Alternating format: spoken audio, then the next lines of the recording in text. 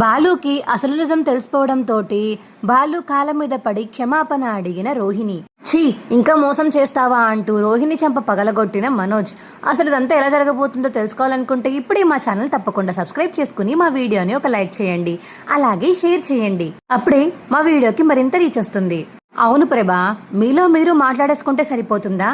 మరి షోరూమ్కి రోహిణి వస్తుందో రాదో తెలియాలి కదా అని సత్యం అంటుంటే, దాని అంగీకారం ఎవడికి కావాలి?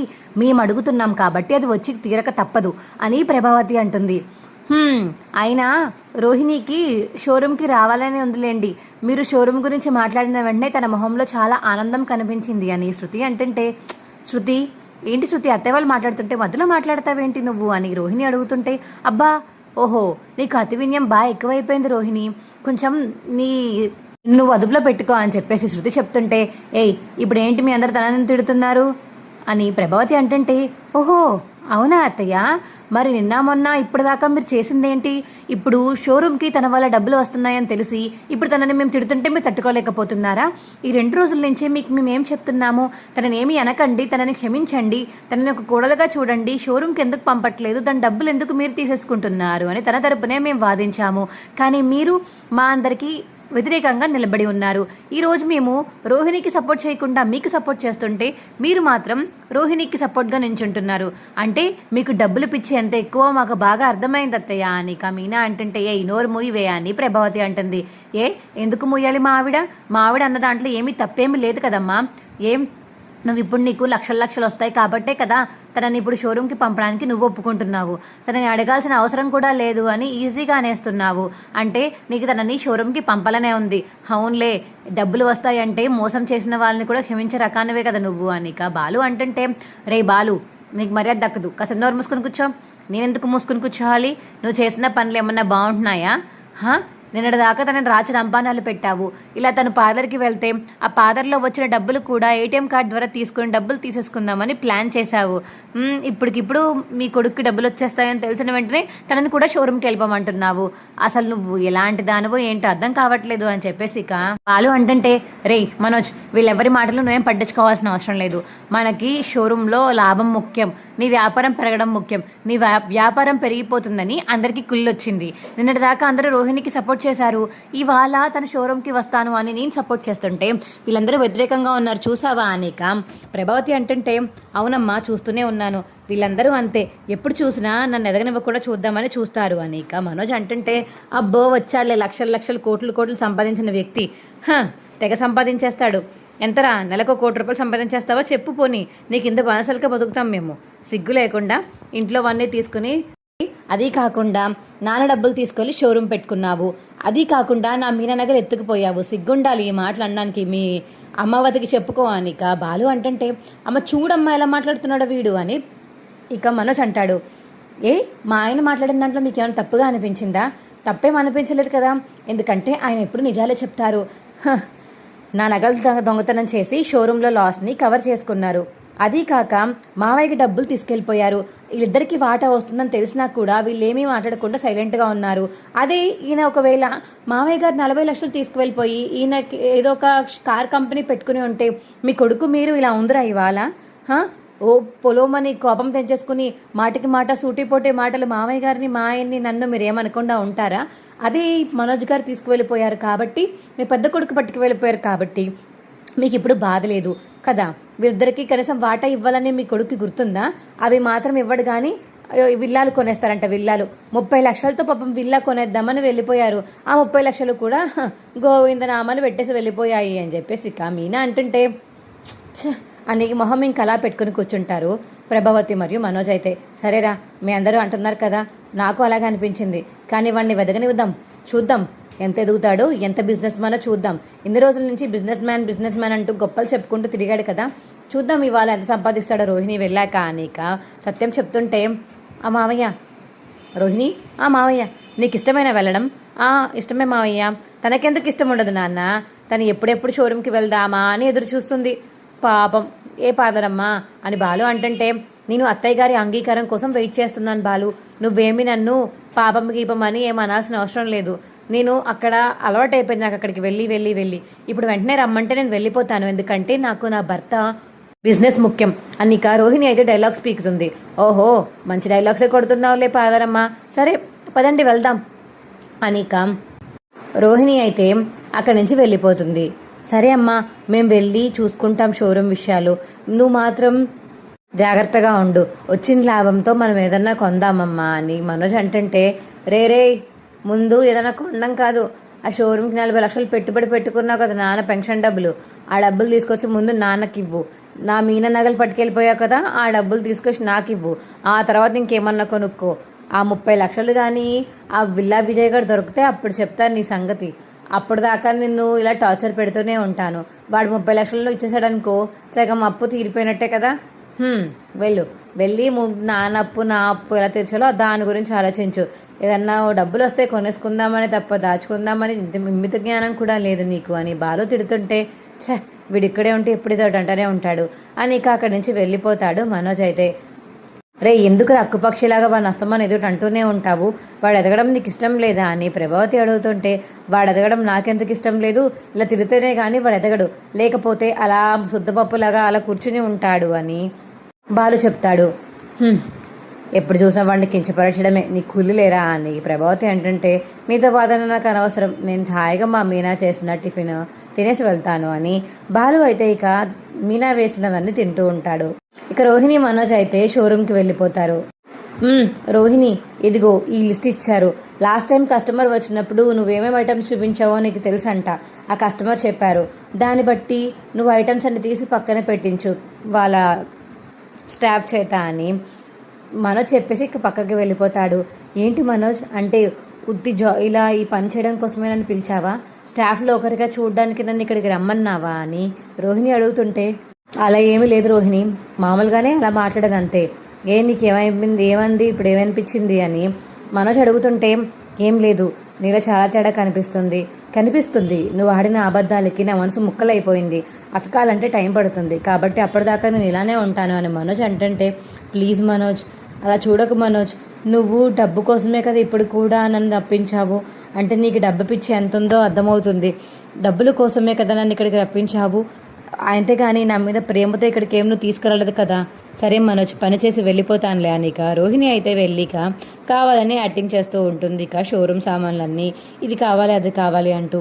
అప్పుడే ఇక బాలు అయితే ఫ్రెండ్ని కలవడానికని బయటికి వెళ్తుంటే, ఏవండి ఎక్కడికి అని మీనా అడుగుతుంది. అదే నిన్న వీడియో కాల్ చేశాడు కదా మా ఫ్రెండ్, వాడిని కలవడానికి వెళ్తున్నాను, ఏం మీనా అని బాలు అడిగేసరికి, వాళ్ళతో వెళ్ళి మీరు కూడా మళ్ళీ కబ్జాలు అవన్నీ చేస్తారా, ఏమీ ఫ్రాడ్లు చేయాల్సిన అవసరం లేదు, పదండి మీతో పాటు నేను కూడా వస్తాను, నాకు మీ ఫ్రెండ్ మీద అసలు నమ్మకం లేదు, చక్కగా మంచిగా మారారు, మళ్ళీ మిమ్మల్ని మార్చేస్తాడేమో అని భయం వేస్తుంది, లేదు నేను కూడా మీతో పాటే వస్తాను పదండి అని ఇక మీనా అయితే బాలుతోటి స్కూటీ మీద అయితే ఇద్దరు వెళ్తారు.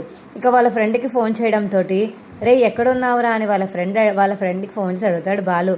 రే ఈ అడ్రస్లో ఉన్నాను రా అంటే, అవునా నేను కూడా పక్కనే ఉన్నాను, ఇలా వచ్చాయితే ఇక్కడికి అని బాలు చెప్పడంతో ఇక వాళ్ళ ఫ్రెండ్ అయితే కార్ వేసుకుని వచ్చి బాలు దగ్గర మాట్లాడి ఇక హక్ చేసుకుంటాడు. రే ఏంట్రా, నిన్నే ఫోన్ చేసి జాబ్ కావాలి అది ఇది అన్నావు, ఇప్పుడేంటి ఇంత పెద్ద కారు వేసుకొని సూటు బూటు వేసుకుని మంచి బిజినెస్ మ్యాన్లా ఉన్నావు కదా, నీ దగ్గరే నేను పనిచేసే వాళ్ళ కనిపిస్తున్నాను, ఇక నీకెందుకురా ఉద్యోగం అని బాలు అడిగేసరికి, రే ఇదంతా సెటప్ రా, ఇవన్నీ అద్దెకి తెచ్చుకున్నాను, అద్దెకి తెచ్చుకోవాల్సిన పని రీకేంట్రా, అయినా ఇంత పెద్దలా డబ్బున్న వాళ్ళ యాక్ట్ చేయడానికి ఎందుకు అసలు నీకు ఎవరిచ్చారు ఏమిచ్చారు అని బాలు అడిగేసరికి, నాకంటే ఒక లేడీకి డాలి ఒక అమ్మాయి ఉందిలే, ఆ అమ్మాయి నేను డబ్బుల కోసం అక్కడికి వెళ్ళి ఇలా యాక్టింగ్ చేయమన్నారు, ఫర్నిచర్ మొత్తం కొనేలా చేయమన్నారు, వెళ్ళి ఇంత లిస్ట్ ఇచ్చి వచ్చాను ఆ అబ్బాయికి, ఆ ఫర్నిచర్ మొత్తం పక్కన తీసి పెట్టమని చెప్పాను అని చెప్పేసి అని బాలు ఫ్రెండ్ అంటుంటే, అవునా ఏం ఫర్నిచర్ రా అది, ఏం షోరూమ్ అది, ప్రభావతి ఫర్నిచర్స్ రా, ఏంటి అనేక మీనా బాలు ఒక్కసారిగా షాక్ అయిపోతారు. ఏంట్రా అలా షాక్ అయ్యావేంటి, ఏమైంది అని బాలు అడుగుతుంటే, నీకు అక్కడ ఎవర్రా ఇలా చేయమని చెప్పింది, రోహిణి అనే ఒక అమ్మాయిరా, ఆవిడ ఫోటో కూడా నా దగ్గర నుంచి చూపిస్తానుండు అని ఇక వాళ్ళ ఫ్రెండ్ అయితే రోహిణి ఫోటో చూపించడంతో ఇక బాలు మీనా అయితే ముఖం చూసుకుని ఒక్కసారిగా షాక్ అయిపోతారు. ఏంటిది, రోహిణి మళ్ళీ మారుతుంది అనుకున్నాను, కానీ ఇలానే చేస్తుందా, చీ అని ఇక బాలు మీనా మనసులో అనుకుని, సరేరా అయితే నువ్వు వెళ్ళు, ఎక్కడో అది చూసుకుని ఆ పని పూర్తి చేసుకుని రా, నీకు ఉద్యోగమే కావాలి, నేను చూస్తాను అని బాలు చెప్పడంతో సరే థ్యాంక్స్ రా, అయితే నేను వెళ్తున్నాను సిస్టర్, వెళ్ళి అక్కడికి వెళ్ళి చెక్ ఇచ్చేసి అలా కొన్నట్టు యాడ్ చేయాలి, దానికి ఎంతో కొంత ఇస్తానని చెప్పారు నాకు ఆవిడ, అందుకనే ఇలా యాడ్ చేస్తున్నాను, వెళ్తాను రా బాలు అనేక వాళ్ళ ఫ్రెండ్ అక్కడి నుంచి వెళ్ళిపోవడంతో ఏంటండి రోహిణి మారుతుందని ఛాన్సెస్ ఇస్తుంటే తినేంటి ఇలా పిచ్చి పిచ్చి పనులన్నీ చేస్తుంది అని మీనా అడుగుతుంది. ఇంకా మారదు మీనా, తను మారదు కాబట్టి మనోజ్ గారి కళ్ళ ముందే తన బండారాన్ని మొత్తం బయట పెడదాం, పద మనం కూడా షోరూమ్కి వెళ్దాము అని బాలు అయితే మీనాతో చెప్తాడు.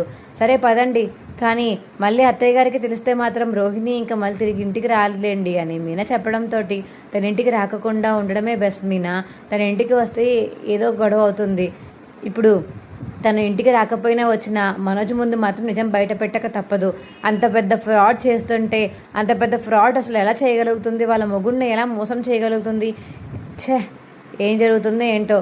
కానీ ఏవండి, మీ అన్నయ్యకి కానీ ఈ విషయం తెలిస్తే మళ్ళీ మీ అన్నయ్య మనసు ముక్కలైపోతుంది, ఇప్పటికే 2 సార్లు ముక్కలైంది, ఇంకొకసారి మళ్ళీ ముక్కలైతే మీ అన్నయ్య తట్టుకోగలుగుతాడా అని మీనా అడిగేసరికి వాడే తట్టుకుంటాడు మీనా, ఇప్పటికీ వాడి మనసు ఏం అతుక్కోలేదు కదా, ఇంకా రోహిణి మీద ద్వేషం అలానే ఉంది, కొన్ని రోజులకి తగ్గుతుంది, కానీ ఇప్పుడు నిజం చెప్పకపోతే ఆ ఫ్రాడ్లో వాళ్ళు మళ్ళీ మునిగిపోయి మళ్ళీ 10 లక్షలు మళ్ళీ అప్పు చేసి ఏదో ఒకలా కట్టాల్సి వస్తుంది వాడు, కాబట్టి ఇప్పుడే ఆ ఫ్రాడ్ని ఆపాలి అని మీనా బాలు అయితే ఇక అక్కడి నుంచి బయలుదేరిపోతారు.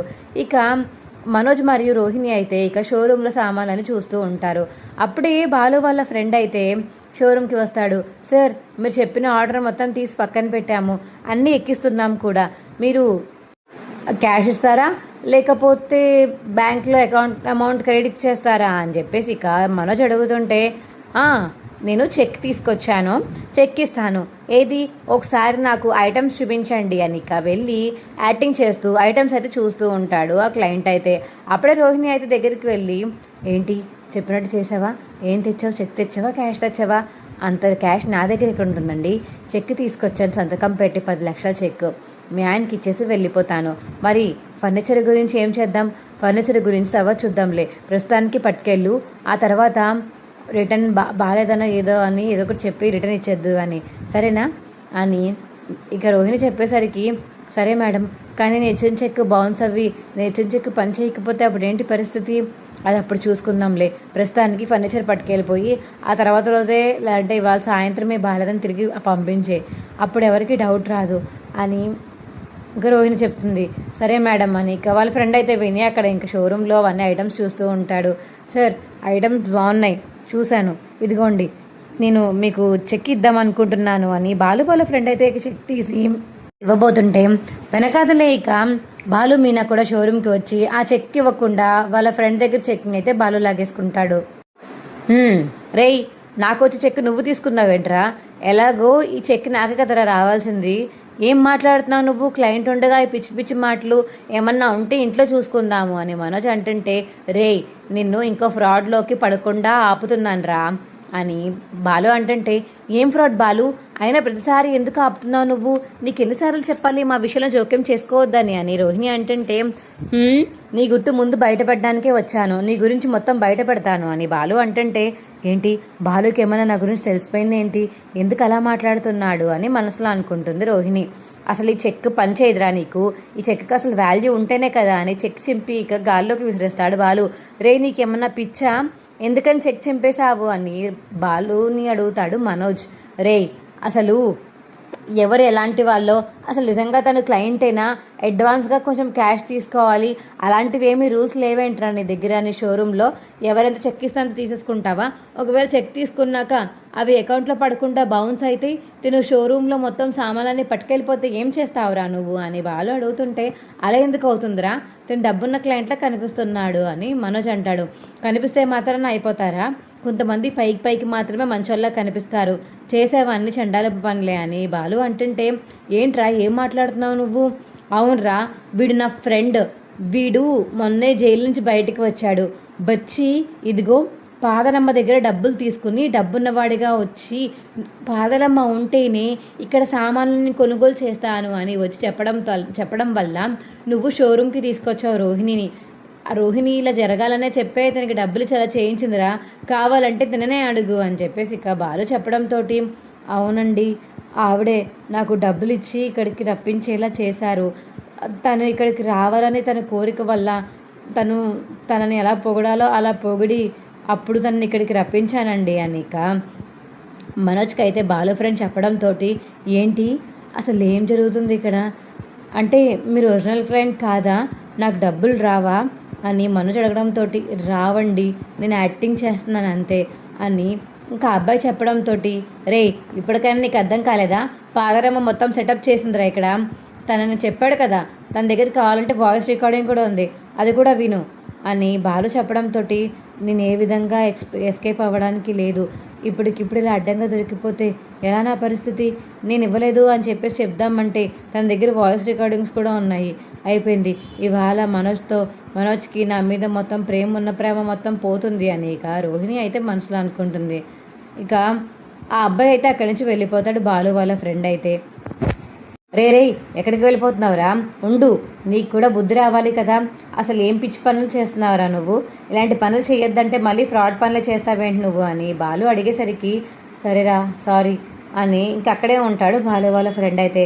రోహిణి అసలు ఇలా చేస్తావని కల్లో కూడా అనుకోలేదని కోపంతో రోహిణి చెంప పగలగొడతాడు మనోజ్.